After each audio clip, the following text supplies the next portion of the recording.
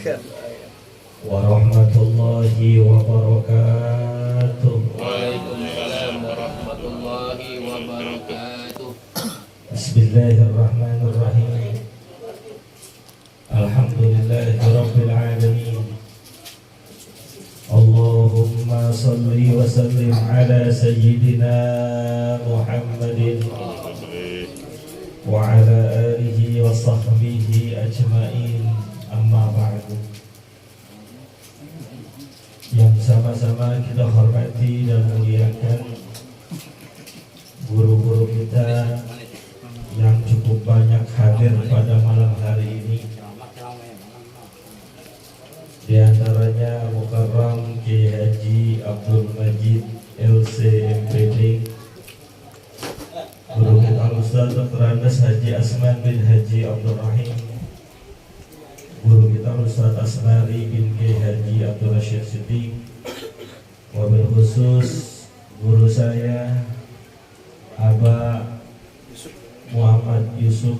Sudah hadir ya? Di mana? Oh. Tuan rumah yang mengundang kita pada malam hari ini serta bapak-bapak hadirin yang dimuliakan oleh Allah. Sebetulnya ini yang di sana kedengaran enggak? Enggak nih mah. Cek yang di jalanan kedengaran enggak? Cek low. Ada yang jalanan enggak? Cek low. Berarti dengar. Enggak tapi Nah, loud. sebetulnya malam hari ini akan memberikan ceramah adalah guru kita Aba Muhammad Yusuf. Karena beliau lagi istirahat sebentar. Tadi informasikan ke saya, tolong dah ente diri dulu barang 2 menit gitu. 2 jam. Jadi saya udah diri 1 menit, tinggal 1 menit lagi ya Pak, silahkan masuk. Sisanya duduk. Hadirin yang dimuliakan oleh Allah, malam hari ini kita hadir di tempat ini memenuhi undangan. Ada yang di jalanan, ada yang di gang, ada yang di dalam rumah, dalam rangka mendoakan sekaligus memperingati 7 hari wafatnya almarhum sahabat kita, saudara kita, Bapak Waironi bin Syahroni yang telah beberapa waktu lalu meninggalkan kita. Kita hadir berkumpul mendoakan beliau dengan doa-doa kebaikan, doa-doa yang insya Allah mendatangkan manfaat, doa-doa yang insya Allah memang ditunggu-tunggunya di liang lahatnya. Beliau saat ini nggak ngarepin apa-apa, nggak ngarepin kiriman makanan, nggak ngarepin juga taburan bunga, nggak ngarepin juga karangan bunga yang indah, tidak. Yang diharapkan adalah semata-mata doa dari keluarganya, dari anaknya, dari istrinya, dari saudara-saudaranya, agar apa? Mungkin saat hidup ada kesalahan-kesalahan, ada tumpukan-tumpukan dosa yang dengan doa kita akan diampuni oleh Allah Subhanahu wa taala dosa beliau. Amin ya rabbal alamin. Hadirin yang dimuliakan oleh Allah, almarhum ini saya kenal orang baik. Beliau aktif berjamaah di Masjid Al-Istiqomah. Dan beliau juga kerap kali ngajak saya ke tempat-tempat mewah. Jarah. Bukan Bukan. hotel. Bukan check-in. Masa iya gue check-in? Check out. Kebetulan kantornya itu kalau bikin acara pasti ada pembacaan doanya. Nah bagus tuh, kantor nggak punya ustaz. Di saya. Jadi gue kan bagian untung. Kenal tuh hotel ini, hotel itu, hotel segala macam. Memang beliau orangnya begitu. Dan salah satu peninggalan yang luar biasa dari almarhum adalah rak Al-Quran di Masjid Al-Istiqomah itu 2 lemari kalau nggak salah ya. Iya. Itu merupakan jasanya beliau. Mudah-mudahan selama rak itu digunakan di masjid, pahalanya ngalir ke beliau. Amin. Amin. Ya Allah. Maka tuh rak jangan diapa-apain deh. Ya, jangan diapa-apain, biarin aja. Maka karena beliau ini sudah begitu banyak amalnya, beliau sudah menanamkan banyak kebaikan yang pahalanya insya Allah mengalir ke lubang kuburnya. Saatnya sekarang keluarga yang masih hidup jangan nyusahin dia. Keluarga yang masih hidup jangan bikin susah dia. Bagaimana bikin susahnya? Orang mati, digusur-gusur kuburannya. Enggak. Hadirin yang dimuliakan oleh Allah, menurut pemahaman kita akidah Ahlus Sunnah wal Jamaah, para muslimin yang sudah meninggal dunia masuk di lubang kuburnya, walaupun tidak melihat, walaupun tidak bisa berbicara, namun walaupun dia berbeda alam dengan kita, namun apa yang dilakukan oleh keluarganya yang masih hidup sampai ke telinga beliau.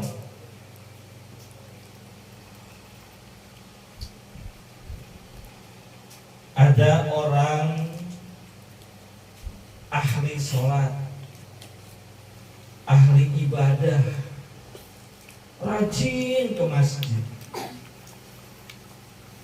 Ketika meninggal dunia, memiliki keturunan-keturunan, anak-anak laki ataupun perempuan. Itu orang tuanya semasa hidup rajin sholat, rajin ibadah. Tapi anak-anaknya sepeninggal orang tuanya itu tidak rajin ibadah. Bapaknya rajin ke masjid, anaknya anti sama masjid. Ada nggak yang model begitu? Enggak ada. Ada nggak? Enggak ada. Di sini ada nggak? Bapaknya hobi majelis taklim, anaknya boro-boro. Jangankan nongol, dengerin juga ogah. Kon moe. Kan ada orang model begitu. Orang tuanya rajin ibadah, anaknya rajin maksiat. Orang tuanya subuh-subuh udah di masjid, anaknya subuh-subuh udah di pinggir empang. Ada juga yang begitu. Nah, perilaku anak-anaknya ini sampai ke telinga orang tuanya yang sudah meninggal dunia. Dikabarkan oleh para malaikatnya bahwa anakmu kerjaannya begini, begini, begini, begini. Mendengar kelakuan anaknya yang tidak rajin ibadah, tuh orang tua bersedih, meratap kepada Allah, ya Allah, kalau tahu begini, lebih baik saya jangan meninggal dulu.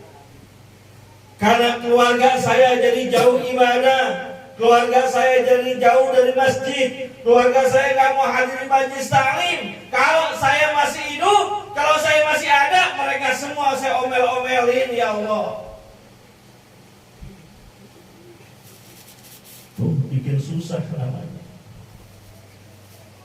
Apa mana apa?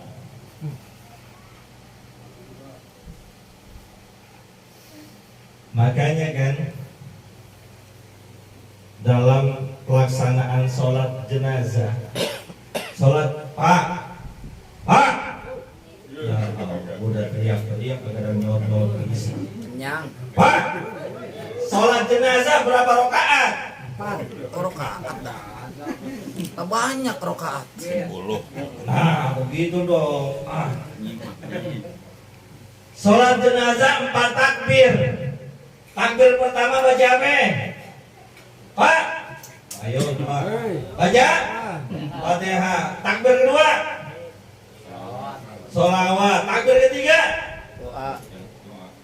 Allahumma firlahu dan seterusnya. Keempat, la tahrimna ajrahu. Yang jawab dikit amat ini. Roman-romannya jarang sholat jenazah kali. Ada yang mati. Bukan. Ini pelajaran juga buat kita. Mohon maaf, alhamdulillah saya Ustadz Asman, Ki Abdul Majid, Abah Yusuf, Rasul Mari sering tuh diundang untuk mensolatkan jenazah sahabat kerabat kita. Kita ini mohon maaf bukan keluarganya, bukan kerabatnya. Jadwal nyolatin zuhur 11:30 kita udah datang, betul ya? Betul. Padahal bukan kerabat, bukan keluarga. Aneh bin ajaib, kita yang bukan keluarganya, yang cuma kenal begitu doang, setengah jam sebelum pelaksanaan udah hadir. Ini ada keluarganya, bahkan mungkin anaknya meninggal dunia, orang tuanya meninggal dunia, saudaranya, kakaknya, adiknya, iparnya, bukan ikut nyolatin, malah nunggu di depan masjid. Bukan main. Macet jalanan. Katanya sayang, katanya cinta. Orang lain nyolatin, dia nungguin aja di depan. Ente gak nyolatin saudara ente? Baju saya kotor Pak Ustaz.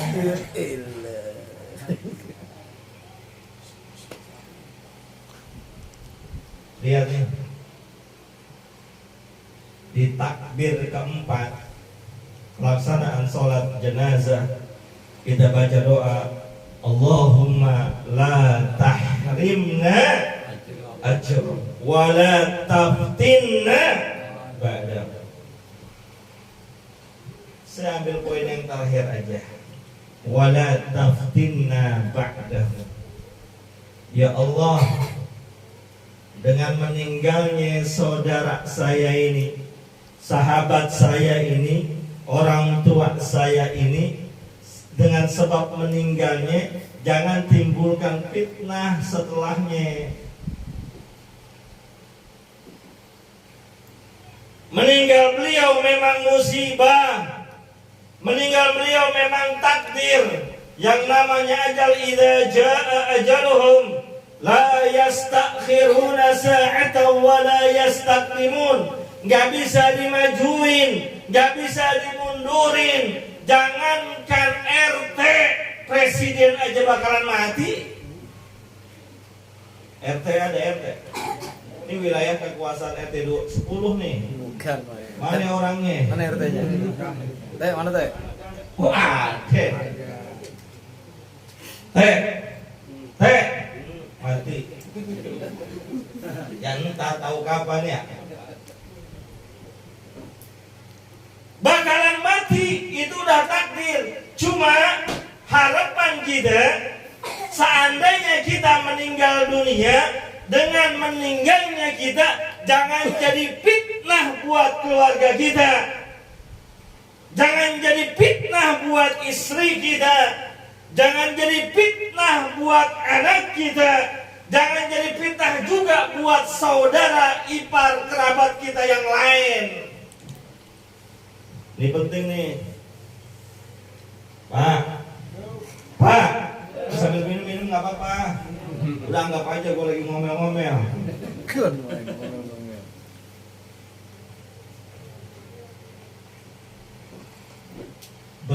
banyak kejadian ayahnya meninggal dunia, anak-anaknya pada berantem, pada main marah-marahan, pada main tunjuk-tunjukkan, pada main salah-salahan, pada main andel-andelan. Urusannya apa? Biasanya itu urusan warisan. Betul? Betul? Banyak kayak yang begitu? Ada kali ya Pak ya, jangan kata banyak. Iya, orang warisan belum pada habis, mau ributin apa?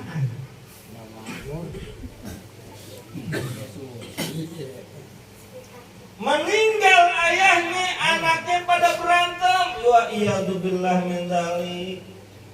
Ngakunya sayang sama ayah, ngakunya cinta kepada abahnya, kepada bapaknya. Ngapa lu pada berantem? Emang ributin apaan? Kan warisannya udah habis.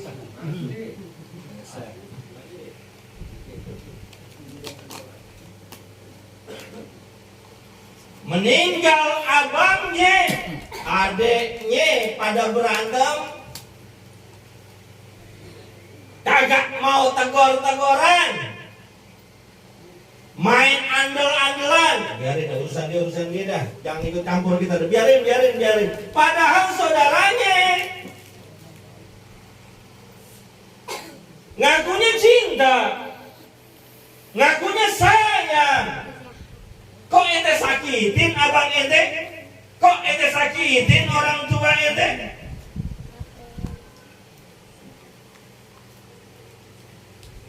Ayo Bapak.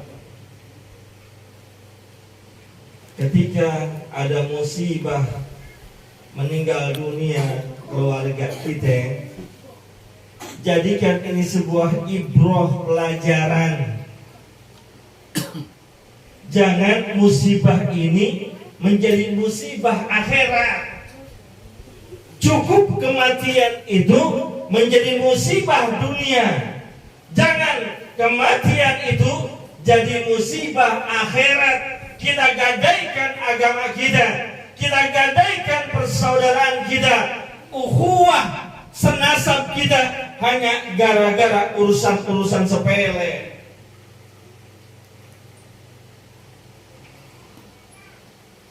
Udah apa nih ya? Udah apa ya?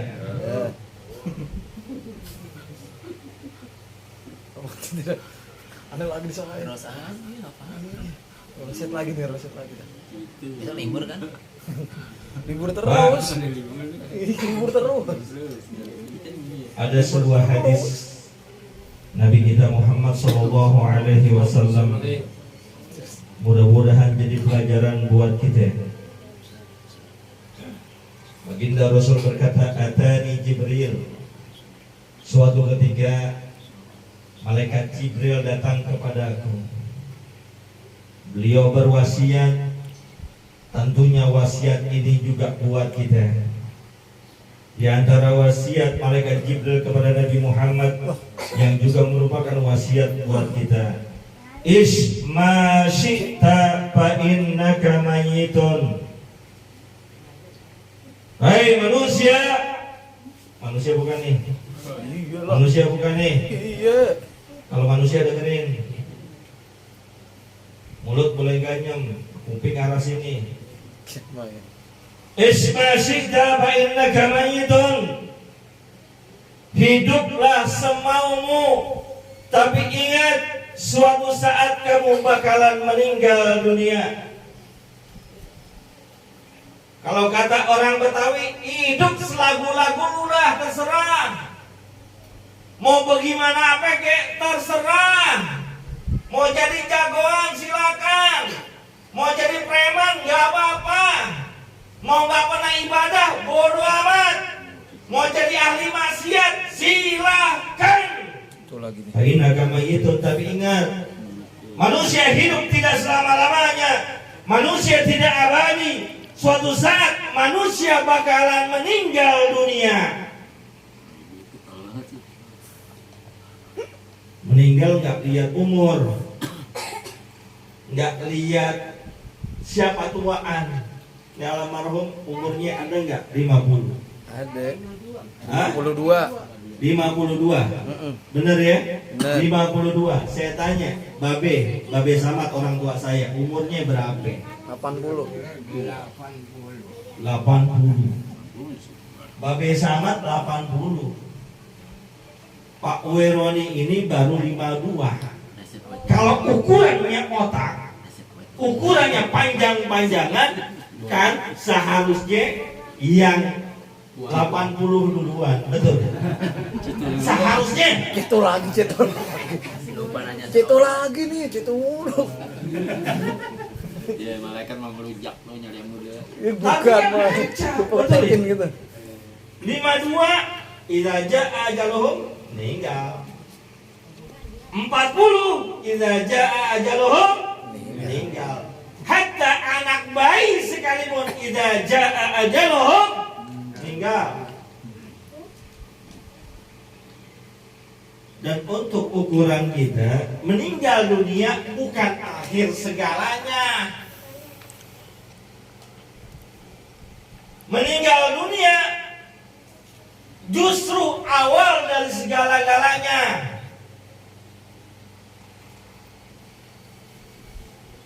Memasuki fase kehidupan berikutnya yang teramat panjang. Ketika jasad kaku kita dibaringkan di liang lahat, ditutup dengan dinding ari-ari, ditutup juga dengan tanah, ditinggal oleh keluarga kita yang masih hidup. Itu adalah awal perjalanan panjang kita menuju negeri keabadian akhirat.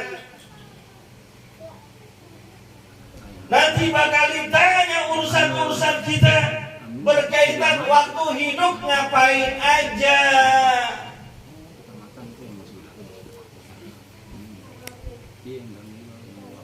Umur 50 tahun ditanya tuh, Pak, ntar ditanya sama malaikat. Dulu ketika hidup di dunia, banyakan ke masjid Nurul Rahman, apa ke pinggir empang. Bukan main mancing lagi. Dulu lagi hidup di dunia, banyakan ke Masjid Al Istiqomah, apa ke mall jalan-jalan.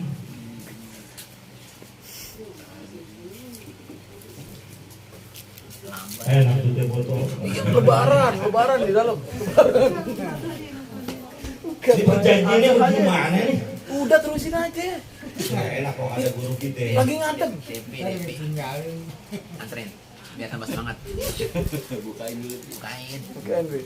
Bukain dulu, Bi. Biar sendet. Pi, bukain Pi itu biar minum dulu. Perjalanan kita teramat panjang di negeri akhirat. Di antara perjalanan itu ada yang namanya Yaumul Hisab. Dan ingatlah bahwa baginda Nabi kita Muhammad SAW bersabda, awalu ma yuhasabu bihil abdu yaumal qiyamah salatuhu. Yang pertama kali dihisab, yang pertama kali dihitung dari perjalanan hidup seorang manusia adalah ibadah sholatnya.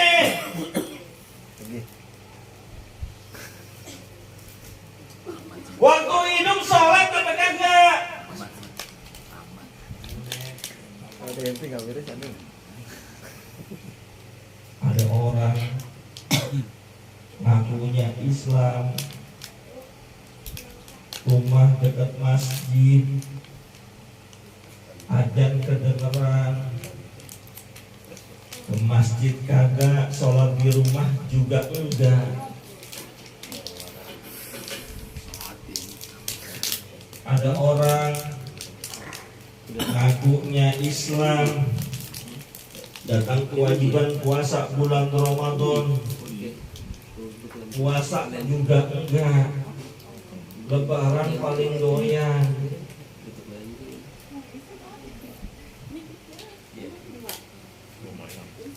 Alhamdulillah, itu dong. Nggak enak, guru kita itu dari jauh, Pondok Pinang, betul ya? Minimal beliau ceramah sampai setengah 12. Jadi nggak boleh. Ngakunya Islam, dilihat KTP-nya Islam, tapi ama sholat ogah banget, ama sholat kering banget.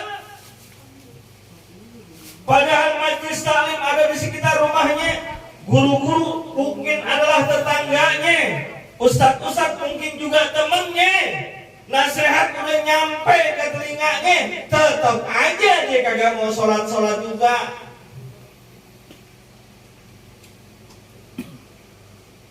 Persis yang digambarkan dalam surat Maryam, fakhalaqa min ba'dihim khalqun adaa'u shalah wattaba'u syahawat fasawfa yalqauna ghayya. Kan datang satu masa di akhir zaman nanti, banyak orang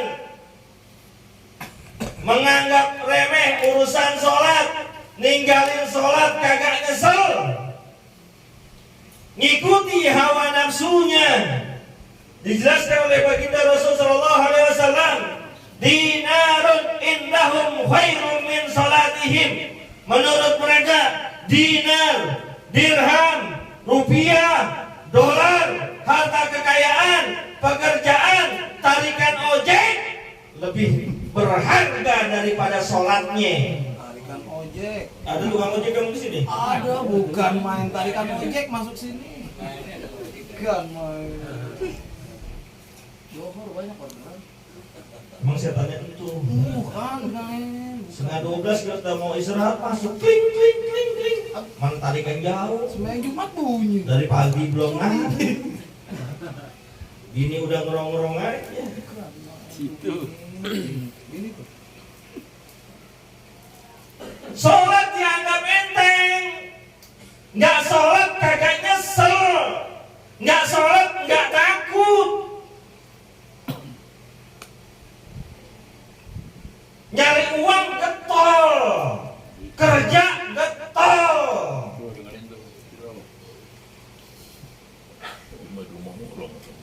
Padahal ada hadis Nabi Muhammad SAW yang begitu keras, antara as-salata muta'ammidan faqad kafara jiharon. Orang yang ninggalin sholat secara sengaja, jelas kuburnya, minimal kubur nikmat. Kan lucu ya, lucu menurut saya. Orang yang ninggalin sholat gara-gara kerjaan tuh lucu. Lucunya gimana?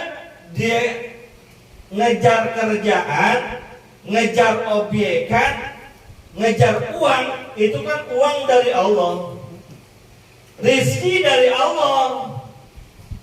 Tapi dia mengejar rizki Allah dengan tidak memenuhi panggilan Allah berupa ibadah sholat. Lucu kalau menurut saya.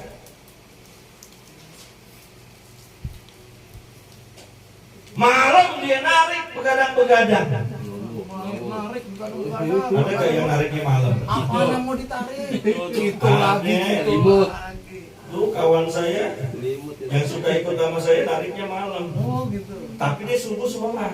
Cakep. Ada yang orang narik malam, subuhnya bablas. Segini siang. Mending kalau kesiangan bablas. Situ tuh. Mau kejar apaan? Biar dunia. Dunia ente kejar-kejar belum tentu kaya. Dunia ente kejar-kejar kagak bakal dibawa mati. Ketika badan terbujur kaku, emang bawa apaan? Jadi kapan dulu? Cuma kain kapan 3 lembar bagi laki-laki, perempuan 5 lembar. Iseng aja, iseng ya, iseng. Ini ada yang meninggal dunia nih. Tetangga kita meninggal dunia, iseng.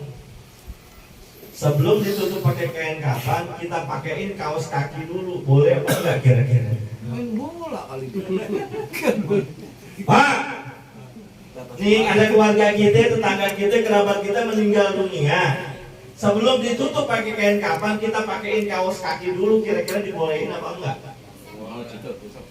Usia. Sama yang ngurus jenazah juga dicopotin lagi. Usia. Maksudnya apa? Kaos kaki butut aja yang harganya 10-15 ribu nggak boleh dibawa. Apalagi yang lain. Apalagi yang lain. Ini perempuan-perempuan kalau meninggal dunia dia punya emas keroncong, cincin 5 kilo. Ada belum? Ketokan. 5 gram. 5 kilo cincin ketokan.